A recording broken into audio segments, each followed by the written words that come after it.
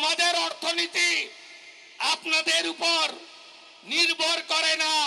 পশ্চিমবঙ্গের বাজার বন্ধ, হোটেল বন্ধ, ব্যবসা বন্ধ, হসপিটাল বন্ধ। সুতরাং আপনাদের অর্থনীতি অনেকাংশে বাংলাদেশের উপর নির্ভরশীল। ত্রিপুরার জনগণ যে লাফালাফি করছে, যদি চট্টগ্রাম বন্দর তাদের জন্য বন্ধ করে দেওয়া হয় তাহলে 5 টাকার জিনিস 50 টাকা দিয়ে কিনতে হবে। সুতরাং এত লাফালাফি করো না। বাংলাদেশ দুর্বল রাষ্ট্র না, আমাদের সৈন্য সংখ্যা হচ্ছে 10 কোটির উপরে। সুতরাং এত সহজভাবে ভেবে নেওয়া উচিত না। আমরা একা নই, ভারতকে এটা বুঝতে হবে। আমাদেরও বন্ধু রাষ্ট্র আছে, আমি আগেই বলেছি, যাদের কাছে নিউক্লিয়ার ওয়েপন আছে। সুতরাং বাংলাদেশকে এত সহজভাবে মুড়ি মোলা হিসাবে গণ্য করাটা উচিত হবে না। আওয়ামী লীগ সংগঠিত হচ্ছে এবং কে সংগঠিত করছে, কে দায়িত্ব নিয়েছে, এই তথ্য আমার কাছে আছে। তিনি কোথায় কোন বাসায় আছেন সেই তথ্য আমার কাছে আছে। তাকে কারা কারা সাহায্য করছে সেই তথ্যগুলি আমার কাছে আছে। তার পথে আসেন এবং আগামীতে যেন এই ধরনের ঘটনা না ঘটে আপনাদের উগ্রবাদীদেরকে বন্ধ করেন। আপনারা যে উগ্রবাদী রাজনীতি শুরু করেছেন, এটা আপনাদের জন্য ধ্বংস ডেকে নিয়ে আসবে। অন্যায় কাজ কখনো বেশি দিন টিকে থাকতে পারে না। আমরা ইসলাম ধর্মের অনুসারী, আমরা ধ্বংসে বিশ্বাসী না, অপরের ক্ষতিতে বিশ্বাসী না। আমরা চাই প্রত্যেকে নিজের নিজের জায়গায় সুখে শান্তিতে বসবাস করুক। আমাদেরকে যেন কেউ ডিস্টার্ব না করে, আমরাও সেটা কামনা করি। আজকে আমাদের আরও কিছু বিষয় হচ্ছে, বর্তমান আমাদের যে অন্তর্বর্তীকালীন সরকার, তাদেরকেও সজাগ করতে চাই। কিছু কিছু রাজনৈতিক দল আছে যারা আওয়ামী লীগের প্রতি খুবই দুর্বল, তাদেরকেও সাবধান করে দিতে চাই। আওয়ামী লীগ সংগঠিত হচ্ছে এবং কে সংগঠিত করছে, কে দায়িত্ব নিয়েছে, এই তথ্য আমার কাছে আছে। তিনি কোথায় কোন বাসায় আছেন সেই তথ্য আমার কাছে আছে। তাকে কারা কারা সাহায্য করছে সেই তথ্যগুলি আমার কাছে আছে। সুতরাং আমরা যদি মনে করি স্বৈরাচারীরা বসে আছে, এটা সঠিক নয়। স্বৈরাচারীর দোসররা প্রথম স্তর, দ্বিতীয় স্তর, তৃতীয় স্তর, পুলিশের মধ্যেও আছে, প্রশাসনের মধ্যেও আছে এবং বিভিন্ন প্রতিষ্ঠানে স্বৈরাচারীর দোসরগুলি এখনও অবস্থানে আছে। বর্তমান সরকারকে বলবো, ডক্টর মোহাম্মদ ইউনূস সাহেবকে অনুরোধ করব, আপনি আর কাল বিলম্ব না করে যেভাবে হোক দোসরদেরকে চিহ্নিত করেন, চিহ্নিত করে তাদের তালিকা প্রস্তুত করেন। তাদেরকে বদলি করা সমাধান নয়, তাদেরকে চাকরি থেকে বরখাস্ত করেন এবং তাদের বিরুদ্ধে ইনকোয়ারি করেন। এমন কোনো কর্মকর্তা আওয়ামী লীগের পাবেন না, আওয়ামী লীগের ইউনিয়ন লেভেল থেকে সর্বোচ্চ লেভেল থেকে এমন কোনো নেতা পাবেন না যার কাছে 50 কোটি টাকা থেকে কয়েকশো কোটি টাকা নাই। হাসিনা নিজেই বলেছে তার ঘরের প্রিয়দের কাছে 400 কোটি টাকা আছে। সুতরাং সাবধান হতে হবে আমাদেরকে। এই সরকারকেও সাবধানতার সাথে আগাতে হবে। মনে রাখবেন, মাকড়সা কিন্তু খুব শখ করেই তার চারিদিকে জাল বুঁধে, পরে ওই জালের মধ্যে তার মৃত্যু হয়। মাকড়সা কিন্তু তার বুনা জালের থেকে বের হতে পারে না। অতীতে অনেকে এরকম ধ্বংস হয়েছে, আগামীতেও এরকম ধ্বংস হবে। যে অন্যের জন্য গর্ত কোথায় করে, পরবর্তীতে সে নিজেই ওই গর্তে পতিত হয়।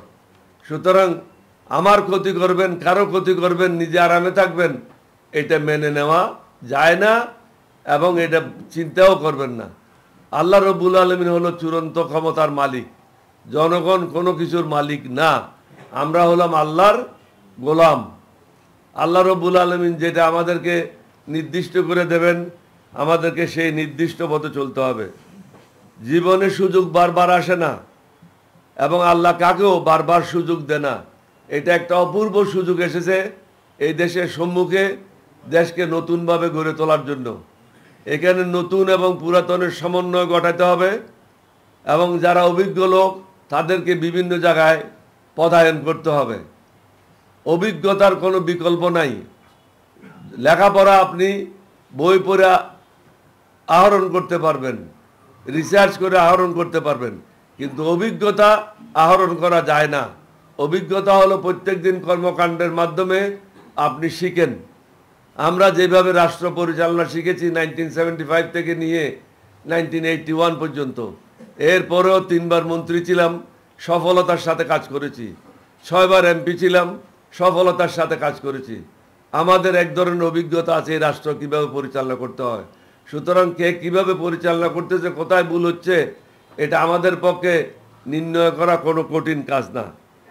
বর্তমান সরকারের জন্য আগামী দিনগুলি অনেক বেশি কঠিন হবে। আমি ইউনূস সাহেবকে যতবার 2 বার গিয়েছি ওনার কাছে, ওনাকে বলেছি আপনি নিরাপদে নাই, আপনার বিরুদ্ধে প্রতিদিন ষড়যন্ত্র হচ্ছে, দেশি এবং বিদেশিরা একত্রে মিলে। সুতরাং কখন কি ঘটে তা বোঝা যায় না। আপনাকে অত্যন্ত সতর্কতার সাথে আগাইতে হবে। এই সরকার 3 মাস অতিক্রম করেছে, অথচ দৃশ্যমান তেমন কোনো কিছু উন্নতি দেখা যাচ্ছে না। রেমিটেন্স ব্যতিরেকে অর্থনীতিতে অন্য কোনো উন্নতি নাই বললেই চলে। কৃষি বাজারের পণ্য সুষ্ঠু মনিটরিং হচ্ছে না। যদি মনিটরিং না হয়, শুধু থিওরি দিয়ে কাজ করি, বাস্তবতার সাথে সেটা মিল থাকবে না। বই পড়ে দেশ চালানো যায় না। দেশ চালাতে হলে বাস্তবতার আলোকে দেশ চালাতে হবে। আবেগে বশীভূত হয়ে যদি কোনো কাজ করি, সেটা ভুল হবে। আমাদেরকে বিবেককে কাজে লাগাইতে হবে। বিবেক হলো আল্লাহর দেওয়া, আবেগ হলো মানুষের নিজস্ব। সুতরাং আমাদেরকে এখনো সময় আছে, হুঁশিয়ার হতে হবে। 3 মাস খুব কম সময় না। 3 মাস যখন আমরা বিগত দিনগুলিতে তত্ত্বাবধায়ক সরকার, অন্তর্বর্তী কেয়ারটেকার সরকার করেছি, তাদেরকে 3 মাস সময় দেওয়া হয়েছিল শুধু নির্বাচন করার জন্য, এবং তারা অনেকেই সুন্দর সুষ্ঠুভাবে নির্বাচন করেছে। যেমন লতিফুর রহমানের সময়, জাসির শাহাবুদ্দিনের সময় এটা উল্লেখযোগ্য নির্বাচন করেছে। নতুন নতুন ষড়যন্ত্র করছে, এবং ষড়যন্ত্র হচ্ছে যা মানুষের জন্য খুবই বিব্রতকর।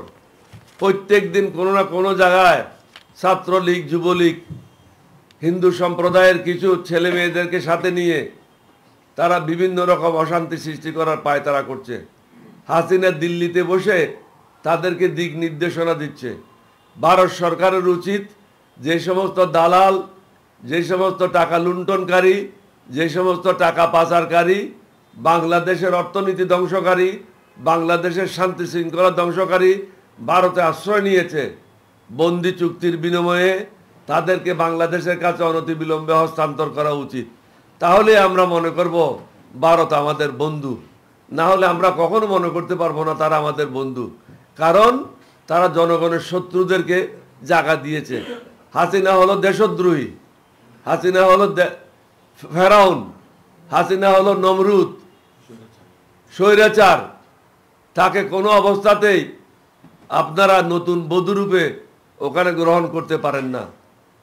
তার বিরুদ্ধে আপনারা ব্যবস্থা নেন, বাংলাদেশের কাছে হস্তান্তর করার একটা সুযোগ সৃষ্টি করেন। সামনে রমজান মাস আসছে, বাজেট আসছে। যে সরকার 40-42টি রেজিস্টার্ড পার্টির তালিকা প্রস্তুত করতে পারে না, তাদের কাছে জনগণের ভরসা কিভাবে আসবে?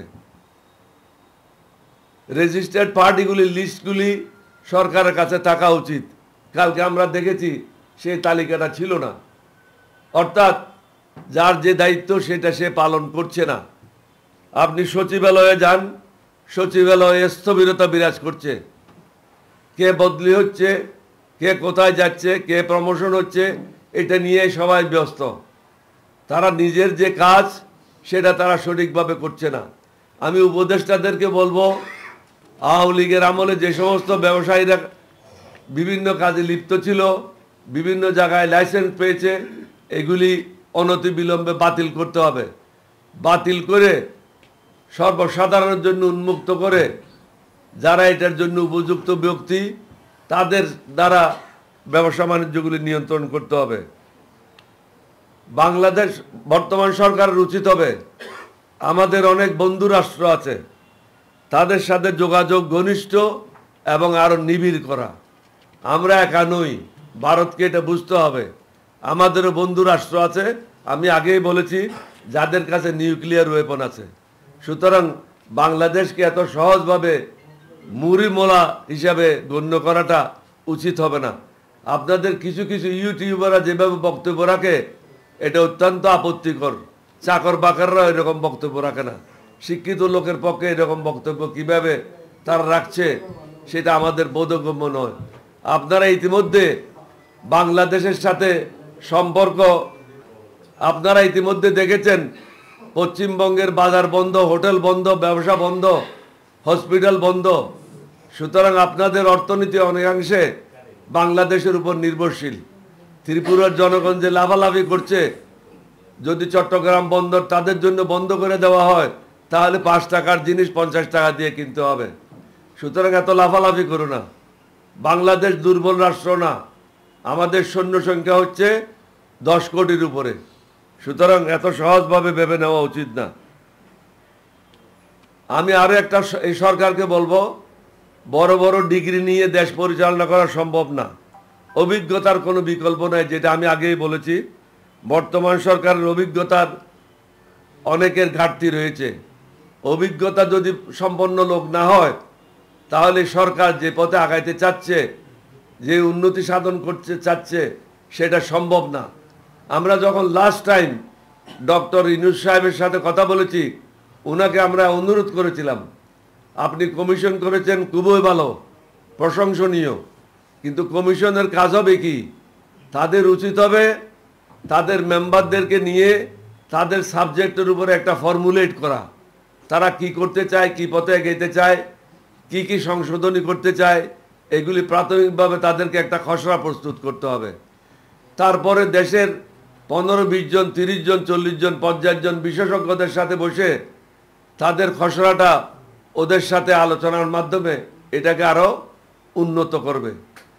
তারপরে তৃতীয় স্তরে সমগ্র বাংলাদেশ থেকে যারা এক্সপার্ট এই সাবজেক্টে তাদেরকে ডেকে কর্মশালা করবে 2 দিন বা 3 দিনের। তাহলে এটা একটা পার্লামেন্টের মতো হয়ে যাবে। তাদের মাধ্যমে তৃতীয় দফায় যদি এই আলাপ আলোচনার মাধ্যমে সংশোধনীগুলি আসে তাহলে এটা অনেক উন্নত।